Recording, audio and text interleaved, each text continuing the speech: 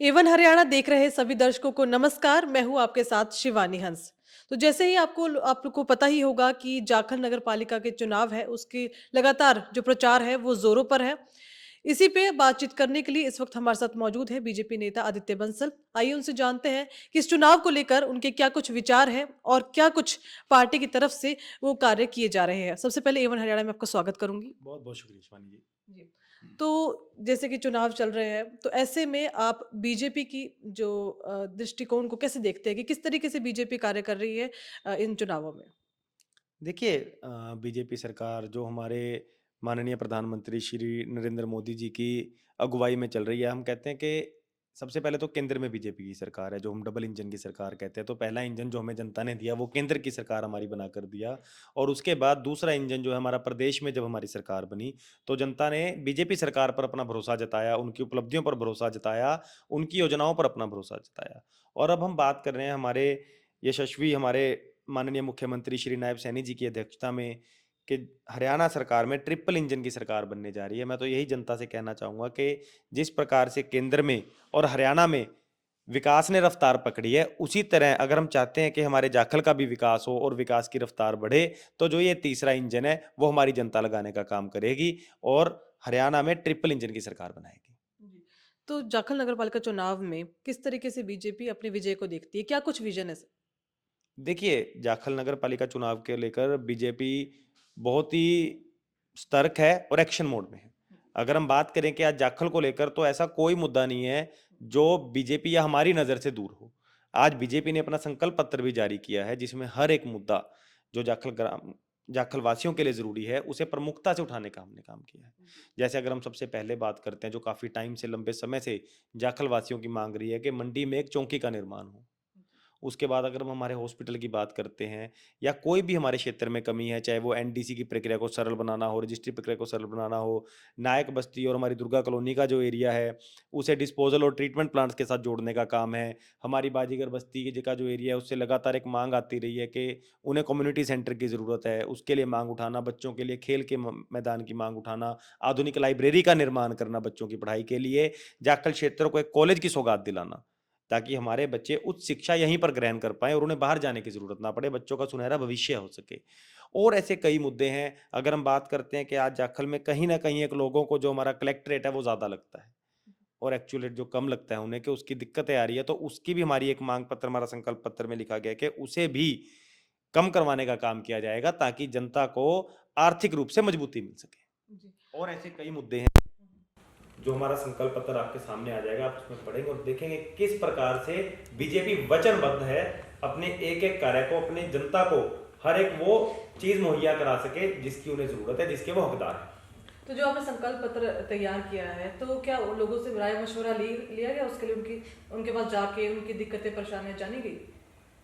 देखिए, मैं तो जनता से तो हमने ज़रूर पूछा, मैं एक और कहना चाहूँगा कि मैं भी जब से काम कर रहा हूँ, मेरे को 1 डेढ़ साल से मैं जनता के बीच में काम कर रहा हूँ। अगर आज भी हमें जनता की तकलीफ़ का नहीं पता, हमें ये नहीं पता कि उन्हें चाहिए क्या, तो उस लीडर का फ़ायदा क्या है? हमने जनता से भी राय-मशवरा किया है और जो मुद्दे प्रमुखता से हमारे जाखल मंडी की जनता के लिए ज़रूरी हैं, उन्हें उठाने का काम किया गया है और उन्हें ही आगे लाने का काम। चेयरपर्सन के लिए जो प्रत्याशी है सुरेंद्र मित्तल, उनकी जीत के लिए किस तरीके से बीजेपी प्रयास कर रही है? देखिए, भारतीय जनता पार्टी का हर एक कार्यकर्ता, हर एक लीडर, हर एक जो भी उनकी ड्यूटी निभाई गई है या लगाई गई है, जैसे प्रभारी लगाए गए हैं हमारे पूर्व मंत्री विशंबर वाल्मीकि जी, चाहे कोई भी नेता की ड्यूटी लगी है और एक एक कार्यकर्ता अपने पूरे मन से ईमानदारी से इस इलेक्शन को अपना इलेक्शन समझ कर लड़ रहा है और भारतीय जनता पार्टी की अगुवाई में हमारे मुख्यमंत्री नायब सैनी जी की अगुवाई में ट्रिपल इंजन की सरकार बनाने का कार्य करेंगे और आने वाली 2 मार्च को मैं जनता से भी अपील करूंगा कि ज्यादा से ज्यादा वोटों से बीजेपी के प्रत्याशी भाई सुरेंद्र मित्तल जी को जिताने का कार्य करें और हरियाणा में, पूरे हरियाणा में और जाखल मंडी में भी ट्रिपल इंजन की सरकार बनाने का कार्य करें। जिस तरीके से आपने बताया कि जो बड़े नेताओं की ड्यूटी लगाई गई है, ऐसे और कौन बड़े बड़े नेता है जो जाखल मंडी पहुंच सकते हैं? क्योंकि हमने देखा गया है कि जो बीजेपी है वो किसी भी इलेक्शन को हल्के में नहीं लेती। ठीक है, बहुत हर छोटे छोटे इलेक्शन में अपना पूरा जोर डाल देती, बड़े बड़े नेता पहुंचते। तो किन बड़े नेताओं के आने की उम्मीद है? देखिए, ऐसा नहीं कि बीजेपी बीजेपी जनता के लिए वचनबद्ध है। हम्म। बीजेपी जो वादे करती है उसे पूरा करने के लिए वचनबद्ध है और हर एक वो वायदा पूरा करने के लिए कि लोगों को किसी भी तरह की कोई तकलीफ ना आए और ये जनता के लिए कार्य करती है। इसीलिए ताकि जनता की तकलीफों को समझ सकें, वो हर एक नेता को, जमीन से जुड़ी हुई पार्टी है कि हर एक नेता लोगों के लिए बना है। अगर वो लोगों के बीच में आएगा तभी उसे लोगों की परेशानियों के बारे में पता चलेगा। तो भारतीय जनता पार्टी हर एक अपने, मैं कहूँगा, देशवासी के लिए, क्षेत्रवासी के लिए और हल्कावासी के लिए पूरे तरीके से, पूरे एक सीरियस मोड में है और उनकी हर एक परेशानी को दूर करने के लिए पुरजोर तरीके से कार्य कर रही है। केंद्र में भी सरकार है, उसके अलावा हरियाणा में भी सरकार है और यहाँ पे भी सरकार बनानी जा रही है। इससे पहले भी बीजेपी का अच्छा दबदबा रहा है जाखल में। क्या लगता है कि इस बार अगर जीतती है तो क्या कुछ कारण रह सकते हैं बीजेपी की जीत के? देखिए, सबसे पहले तो लोगों का विश्वास है। जो भारतीय जनता पार्टी ने पिछले 10 साल में कार्य किए हैं, केंद्र में आप कह लीजिए चाहे हरियाणा में कह लीजिए, लोगों का जो एक विश्वास भारतीय जनता पार्टी पर बना हुआ है कि अगर हरियाणा में विकास को गति देनी है तो ट्रिपल इंजन की सरकार आज जरूरी है।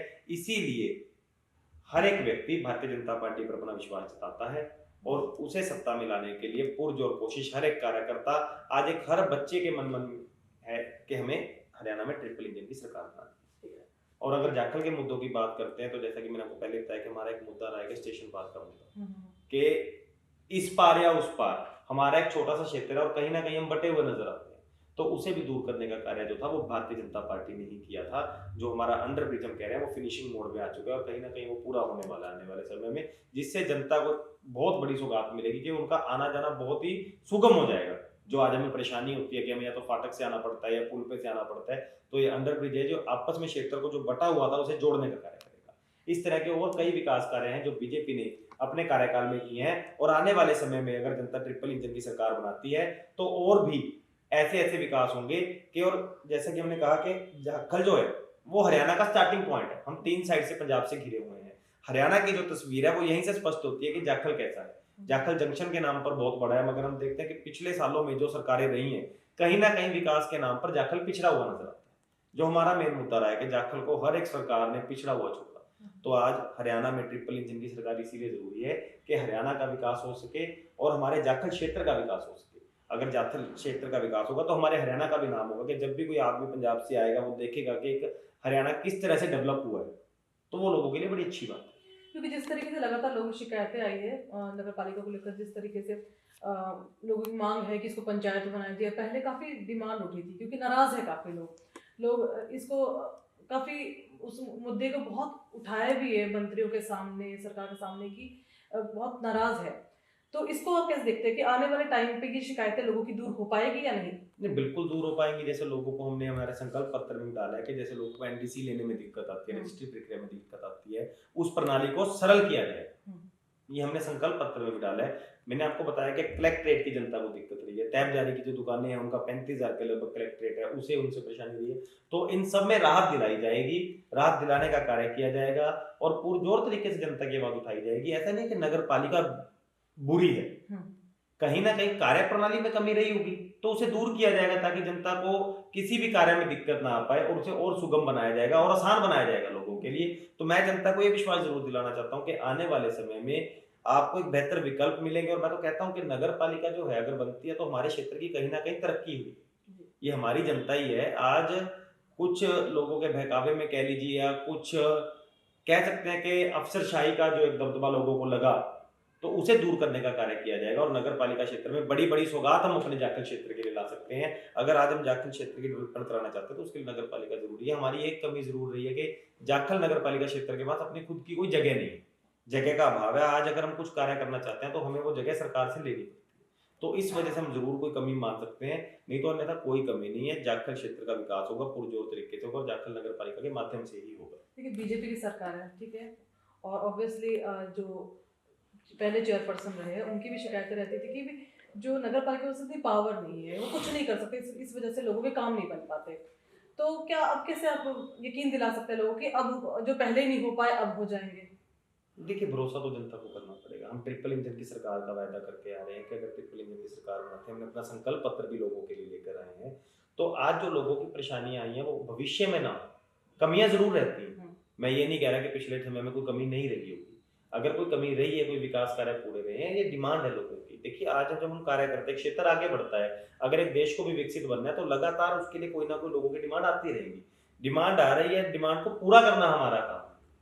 तो लोगों की हर एक डिमांड को पूरा किया जाएगा, उनकी हर एक मांग को पूरा किया जाएगा, चाहे बच्चों के लिए कॉलेज की मांग है, लाइब्रेरी की मांग है, खेल के मैदान की मांग है। मैं आपको पहले बता चुका हूँ, हर एक मांग को पूरा पुरजोर तरीके से उठाने का कार्य करेंगे और हर एक सौगात को हरियाणा में लेके आने का, हमारे जाखल क्षेत्र के लिए लेके आने का काम करेंगे। और इसी कड़ी में मैं आपको बताना चाहूँगा कि 28 फरवरी को हमारे माननीय मुख्यमंत्री श्री नायब सैनी जी भी जाखल पहुंच रहे हैं। देखिए, आप खुद देखिए कि बीजेपी कितनी सीरियस है लोगों के विकास को लेकर के। एक नगर पालिका चुनाव में अगर बात करते हैं कि खुद हमारे हरियाणा के यशस्वी मुख्यमंत्री जी यहाँ पहुंच रहे हैं, तो इसी से आप अंदाजा लगा सकते हैं कि भारतीय जनता पार्टी लोगों के विकास के लिए कार्य करने के लिए कितनी वचनबद्ध है और कितनी सीरियस है। जी। अच्छा, विपक्ष को आप कितना मजबूत देख रहे हैं? देखिए, मैं विपक्ष को मजबूत या किसी को हल्का कहना, वो जनता का फैसला है। जनता चुनाव करेगी, जनता अपना फैसला 2 मार्च को दे देगी और रिजल्ट 12 मार्च को आना है।